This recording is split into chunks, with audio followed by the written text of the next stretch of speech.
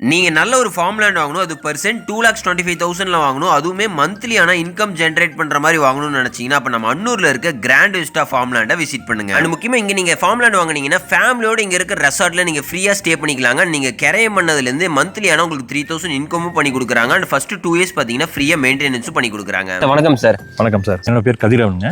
நான் Rudra land office வந்திருக்கேங்க. So நம்ம தான் ப்ராஜெக்ட் பண்ணிட்டு இருக்கோம். ஸோ எவ்வளோ பிளாட்டாக பிரிச்சிருக்கீங்க சார்? எத்தனை ஏக்கர் ப்ராஜெக்ட்? இது வந்து பார்த்தீங்கன்னா 21 ஏக்கர்ஸ்ல லேண்ட் சைஸ் உங்களுக்கு. இதில் வந்து பார்த்தீங்கன்னா 58 பிளாட்ஸ் கொடுத்துருக்கோம்.